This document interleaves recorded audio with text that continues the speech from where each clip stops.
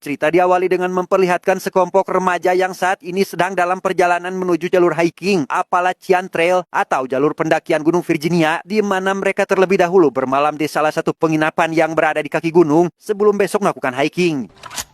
3 rooms for 2 nights. Piece of advice: the land here can be unforgiving. Thanks.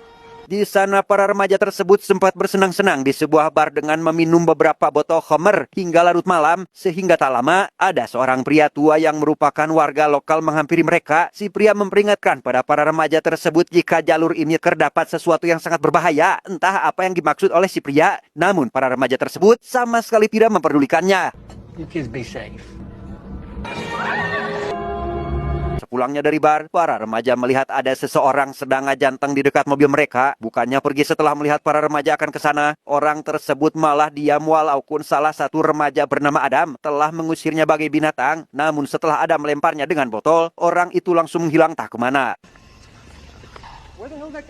Tiba di penginapan, salah satu remaja wanita bernama Jen mengirimkan pesan suara kepada ayahnya untuk memberitahu jika ia dan teman-temannya akan pergi mendaki Gunung Virginia. Tak meminta izin sejak awal, Jen tahu jika ayahnya tak akan mengizinkan ikut, sehingga ia sengaja mengirimkan pesan tengah malam atau ketika ayahnya sudah tidur dan berpesan jika ia akan langsung menghubungi si ayah setelah pulang dari pendakian. So I love you. Keesokan paginya, Jen menyempatkan diri untuk jogging sebelum melakukan pendakian. Ia sempat bertemu dengan seorang pedagang manik-manik dan membeli salah satu barang dagangannya. Tak sendiri, si pedagang juga membawa anak perempuannya yang terlihat sangat pemalu ketika Jen menyapa dan mendekatinya. She don't like to talk. She yours? In a manner. How much? $10. Setelah itu, Jen bersama teman-temannya langsung pergi mendaki pegunungan Virginia melalui jalur Appalachian. Mereka terlihat sangat senang, antusias, gembira karena seumur hidup tinggal di perkotaan. Kali ini, mereka melihat alam yang begitu asri, sejuk, dan masih hijau terawat alami karena jauh dari pemukiman penduduk.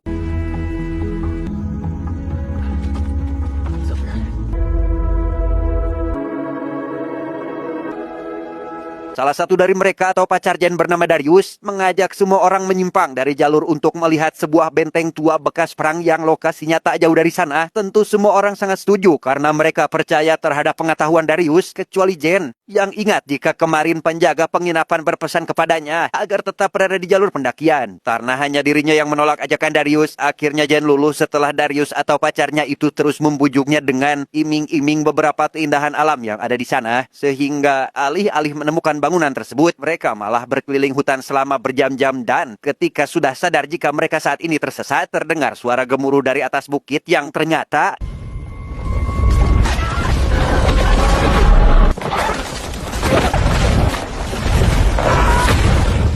meskipun tubuh mereka mengalami luka-luka karena terjatuh ke dasar jurang, mereka masih beruntung karena bisa selamat dari batang pohon besar yang menggelinding ke arah mereka. Namun Jen baru sadar jika dua teman mereka bernama Louis dan Gary ternyata tak ada di sana, sehingga Jen dan yang lainnya lantas mencari mereka dan terlihat Louis sedang menangis di depan mayat Gary yang sudah tewas terjepit batang pohon tadi.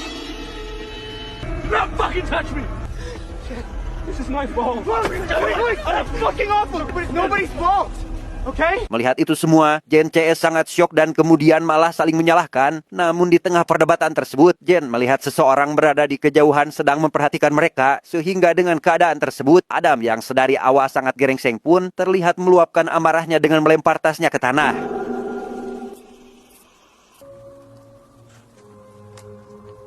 Dengan rasa sedih yang sangat mendalam, mereka memutuskan untuk meninggalkan mayat Gary. Selain susah untuk mengevakuasinya, mereka akan sangat kewalahan membawanya. Karena jalan pulang pun, mereka tak tahu harus pergi ke arah mana. Karena hari sudah mulai gelap ditambah lagi hujan yang cukup deras, mereka lantas mendirikan sebuah tenda untuk berteduh sekaligus bermalam. Di mana Jen yang sedari tadi tak enak hati dan seperti sedang ada yang mengawasi pun, melihat bayangan seseorang berada di luar tenda.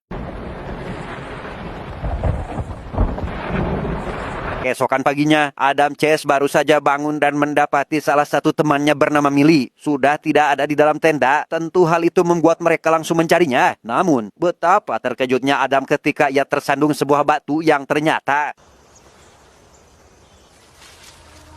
Jesus. Ya, rupanya semalam mereka mendirikan tenda di sebuah pemakaman di mana Darius menemukan sebuah batu deklarasi ikrar kelompok yang bernama The Foundation yang kemungkinan besar sebagian dari mereka masih berada di dalam hutan ini. Dated before the war. November 24, 1859. Tak begitu memperdulikannya, Jen langsung bergegas mencari ponselnya setelah Louis mengeluh jika miliknya telah hilang. Namun tak hanya mereka berdua, ponsel milik Adam dan Darius pun ternyata sudah tidak ada entah kemana. Dengan fakta jika Milia dan semua ponsel milik mereka sudah tidak ada, Adam CS nampak begitu keheranan dan pada saat itulah Jen menceritakan jika semalam ia melihat sebuah bayangan seseorang yang datang menghampiri tenda mereka. The trees? Fuck! You thought you saw someone after the tree fell. Mengetahui hal itu, Adam yang merasa jika semua ini sudah tidak beres pun langsung berniat mencari Mila seorang diri. Selain dirinya merupakan pacar Mila, Adam sudah berjanji pada pacarnya itu jika ia tidak akan meninggalkannya sendirian. Adam! Adam!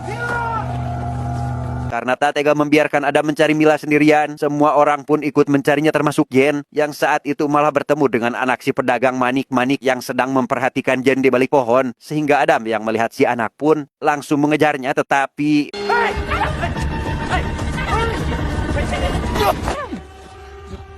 entah peruntukan untuk hewan apa, jebakan tersebut malah mengenai kaki Adam dan tiba-tiba menariknya sehingga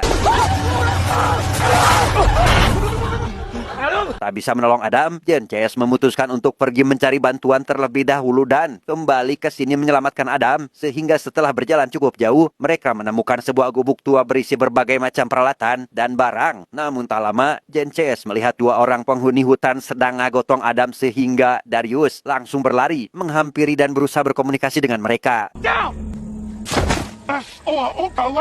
Darius yang tak mengerti dengan bahasa yang mereka gunakan malah membuat situasi tak terkendali. Ketegangan semakin terasa ketika Jen dan Louis menyusul Darius sambil membawa senjata tajam. Sehingga tanpa diduga, Adam yang tadi pingsan sudah sadar dan inilah yang terjadi.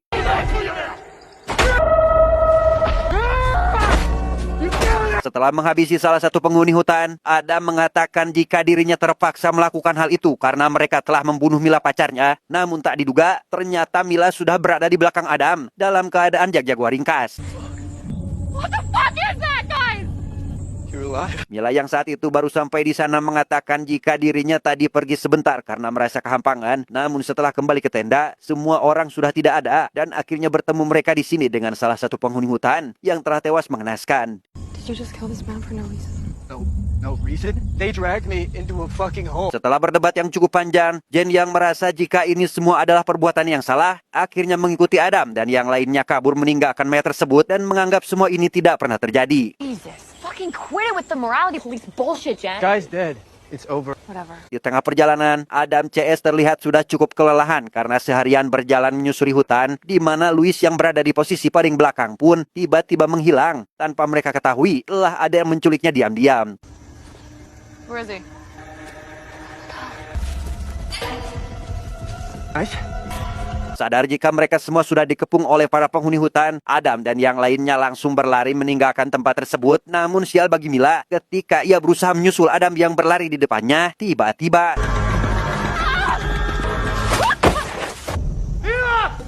melihat Mila sudah dalam keadaan yang sangat mengkhawatirkan, Adam yang saat itu masih dalam kejaran para penghuni hutan pun memilih untuk meninggalkan Mila sendirian, tetapi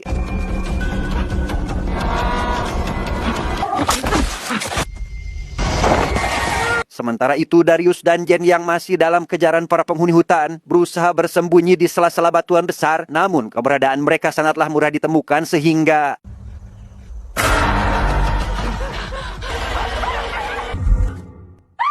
dan disinilah Jen sekarang di sebuah lubang tahanan yang baru saja dibuka penutupnya oleh seorang wanita yang pernah Jen temui, yaitu pedagang manik-manik di pinggir jalan. Si pedagang itu rupanya adalah salah satu dari penghuni hutan yang sudah tinggal lama di wilayah ini.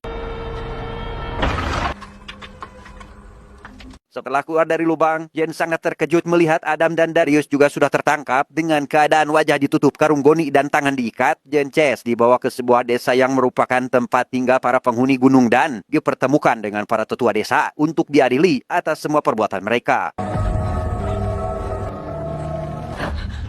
Perlu diketahui, sesuai dengan apa yang Jen CS tadi lihat di sebuah batu di pemakaman, ternyata para penghuni hutan itu adalah kelompok The Foundation atau komunitas kuno yang sudah menghuni pegunungan ini sejak tahun 1859, di mana mereka memiliki aturan, tradisi, dan kepercayaannya sendiri.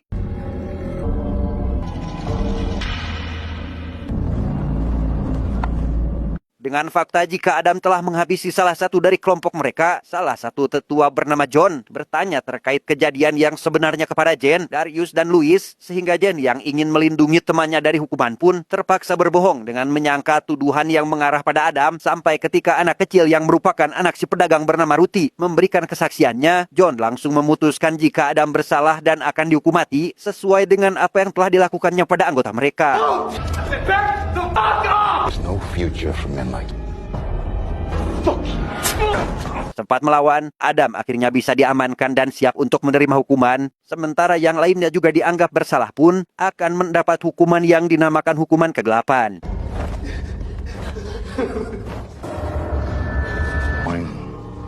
How was Samuel murdered? He was struck in the head.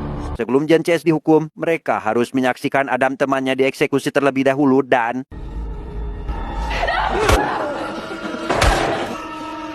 Setelah melihat Adam dieksekusi mati, Jen CS langsung dibawa ke sebuah sel tahanan yang sangat gelap. Hukuman kegelapan bukan berarti dihukum di ruang gelap, melainkan dibuat tak bisa melihat lagi atau dibutakan, dan kemudian dimasukkan ke dalam gua yang merupakan sel tahanan bagi mereka yang membelot.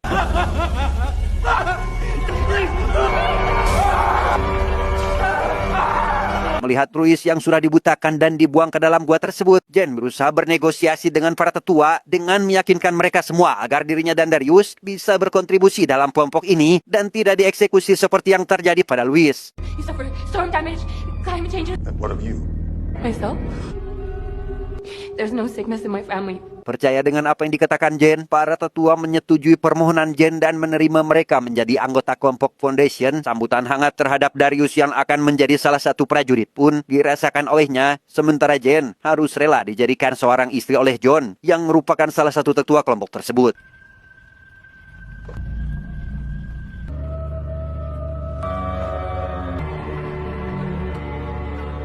Di sisi lain, kita akan diperkenalkan dengan seorang pria parubaya bernama Tuan Shaw. Ia merupakan ayah Jen yang saat ini sedang kebingungan mencari anaknya yang sudah 6 pekan tak kunjung pulang. Sempat melaporkannya ke polisi, Tuan Shaw sedikit kecewa karena sepertinya yang telah kita ketahui, polisi tak akan terlalu mempedulikannya jika tak ada pelicin yang masuk ke kantongnya. Be as detailed as you like. If I were to put money on it. Beberapa hari melakukan penelusuran dari mulai melacak lokasi terakhir anaknya, mencari informasi pada setiap orang, mendatangi penginapan yang sempat Jen kunjungi, sampai tiba di salah satu bar Tuan Shaw, bertemu dengan seseorang pria tua yang sempat bersih tegang dengan Jen CS, di mana si pria mengatakan jika ia pernah bertemu dengan Jen dan kemungkinan besar saat ini ia telah terjebak di dalam hutan. Out there, nature eats everything it catches right down to the bone. Give a shit if it's a cute. Tak lama, Tuan Shaw bertemu dengan seorang wanita yang merupakan penjaga hotel. Ia mengatakan jika kemungkinan besar anaknya itu sudah keluar dari jalur pendakian dan bertemu dengan kelompok Foundation yang sudah lama tinggal di pedalaman hutan tersebut. But anyone who goes up there, they don't come back, alive or dead. Mendengar semua itu, keesokan paginya Tuan Shaw berniat untuk pergi ke pegunungan tersebut untuk mencari putrinya. Tak sendiri, Shaw ditemani oleh 2 orang pemburu profesional. Bukan apa-apa, mereka sudah sangat terbiasa memasuki hutan itu dan mengatakan bagaimana cara kerja beberapa jebakan kelompok tersebut. You walk where I walk. Setelah berjalan cukup jauh memasuki hutan, salah satu pemburu terperosok ke dalam sebuah lubang jebakan. Namun tanpa mereka ketahui, ternyata itu bukanlah jebakan sebenarnya, melainkan hanya pengalihan agar terkena jebakan yang berada tepat di atas kepala mereka. Dan ya, kedua pemburu yang menemani Tuan Shaw masuk ke dalam hutan akhirnya tewas setelah terkena jebakan, sehingga Shaw harus melanjutkan perjalanannya sendirian. Sampai hari mulai gelap, ia dikejutkan dengan beberapa pergerakan di sekitarnya dan...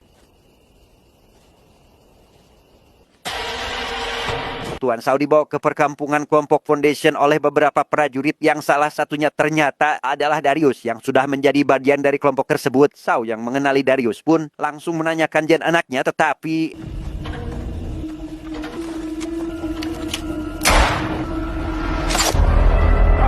terkena anak panah, Tuan Shaw nampak tak berdaya dan langsung dihampiri oleh beberapa tetua kelompok Dan, termasuk Jen, yang terlihat tak peduli meskipun melihat ayahnya sedang dalam keadaan tergesak dan kesakitan. He sentences darkness to be carried out at dawn. Ya, rupanya itu semua hanyalah sandiwara belaka yang dilakukan Jen agar meyakinkan orang-orang yang ada di sana, sehingga setelah semua orang tertidur, ia langsung membebaskan ayahnya itu dan mengajaknya kabur dari perkampungan tersebut.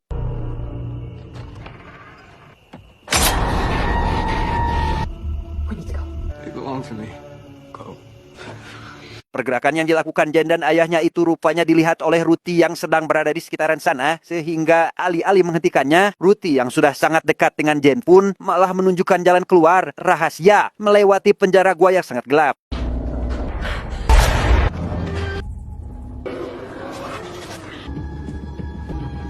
Berhasil keluar dari gua, Jen bersama ayahnya harus menghadapi beberapa prajurit kelompok yang terus mengejar mereka. Namun beruntung, Jen dan ayahnya bertemu dengan si pria tua yang selalu nongkrong di bar dekat penginapan. Ternyata datang bersama beberapa temannya untuk menyusul Tuan Shaw yang bilang akan mencari Jen ke dalam hutan.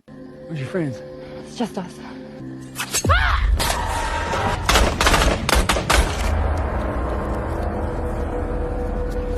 Sempat terkena senjata salah satu pengejar, Jen akhirnya berhasil melarikan diri bersama kelompok pria tua menggunakan mobil. Pria tua yang awalnya dianggap jahat, tak memiliki adab, tak bermoral oleh Tuan Shaw, ternyata merupakan orang yang paling baik dan berani mempertaruhkan nyawanya demi menjemput Tuan Shaw dan anaknya keluar dari hutan tersebut.